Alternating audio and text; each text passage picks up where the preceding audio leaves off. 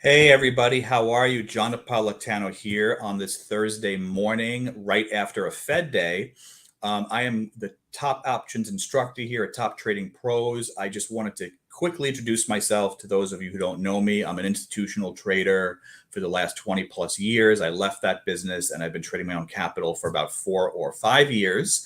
And I am with Top Trading Pros right now as their options instructor, trying to simplify options for the average person. I think that options get a bad rap for being super complicated and super difficult to learn. They're really not, otherwise, I wouldn't be doing it. I am surely no rocket scientist. But basically, there are some things you have to know. So at Top Trading Pros, we have a whole bunch of stuff you can look at. We have free content like this YouTube video. If you like our YouTube videos, please like and subscribe to this channel. We do plenty of free content every single week, not only in options, but in stocks and in forex as well.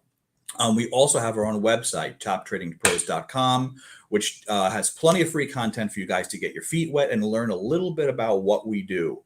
The main thing we do is we do lots of trading, but we also do lots of coaching and teaching. And we are a like-minded community of people just like you who want to learn how to get out of the daily grind. So without further ado, I'm going to talk a little bit about what happened yesterday with the Fed meeting and how to profit and capitalize from a market that is declining.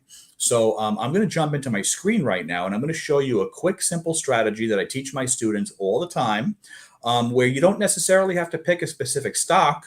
When the market goes down, everything tends to go down when there's a correction going on or when there's some sort of downturn occurring. And that's what we see here. This is the futures market right now, in the pre-market rather. The QQQs or the NASDAQ index has gapped down, and we are actually looking to pretty much open up down 1% on an already declined market from yesterday's Fed meeting. So what I told people to do is you can't really trade the news. You don't really know what's going on and so on and so forth. You don't really know what Chairman Powell's going to say or how the market's going to react. So what novice traders do all the time is they try to guess. They try to come up with some sort of idea of what they think might happen. And what I tell people all the time, when you trade based on how you feel or what you think might happen, that is 100% how to get yourself in trouble. What you do have to do is trade what's happening in front of you, and you can't be biased in one direction or another. You have to be comfortable going in the up direction, just as comfortable as you are going in the down direction. The great thing about trading is that you can make money either up, down, or even sideways in the options market, believe it or not.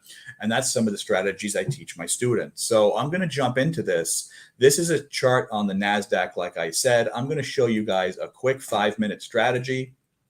Just to kind of show you some of the stuff that goes on. So bottom line here is I circled a little area right here where, all day long, the market was kind of going sideways, as you can see right here. I have one indicator on my chart right now, just one. I know you might think I'm crazy. A lot of people are like, John, where are all your oscillators? Where are all your secondary indicators? Where are all your moving averages and so on and so forth?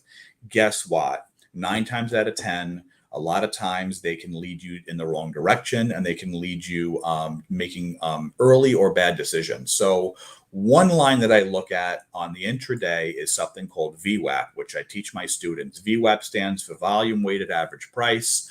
A lot of institutions use VWAP as their benchmark to get in and out of different securities. So it is a very important little gauge to have. Institutions, meaning hedge funds, mutual funds, insurance companies, big banks, so on and so forth, they make up for the majority of the volume that trades on the New York Stock Exchange. So if they account for 80% of the volume on the exchange, or even 90%, guess what? You should probably pay attention to what they're doing and try to see what direction they're going in first, because that is usually where the momentum is going. So that being said, I noticed that VWAP was kind of boring all day long. You can see that the market was just kind of following VWAP. It was kind of just chugging along, which makes sense because nobody really knows what the Fed is going to say when they're actually on television. So once Chairman Powell got on TV and started yapping, the stock market, as you can see, started to get a little positive. It started to kind of rebound a little bit here. And you had a couple of higher shadow candles here, where the market was actually trying to break above VWAP. And then all of a sudden, the main theme came out. Basically, the bottom line is Chairman Powell, his language was, we're going to stay higher on rates for longer. And I think that was the overall negative theme that caused the market to roll over. At what point did that exactly happen, or what language did he use? Doesn't matter. That was kind of what started to happen. So once we broke VWAP here in the 5-minute chart, this was my entry point, basically. This long, nasty red candle right here. This is where I entered a short position.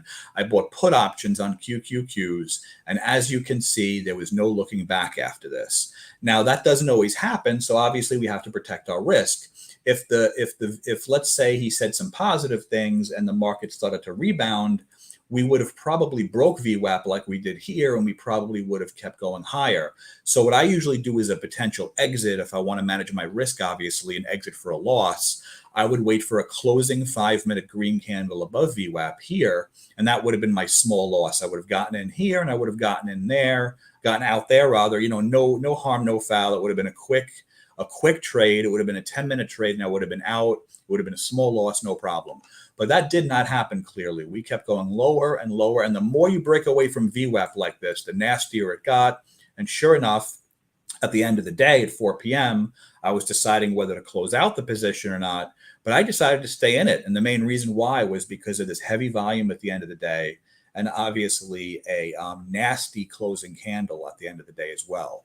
Now, at that point, you could have managed your situation. You could have taken maybe half the position off and done something like that. But I chose to stay in.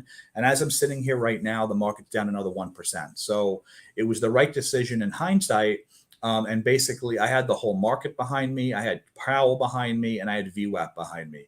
I had 3 pieces of edge, that I like to call it, that basically told me to stay short. So what I try to do is when I put a trade together, I try to come up with the best edge possible that gives me the best odds in my favor. And this particular one kind of lined up perfectly. So I wanted to point that out.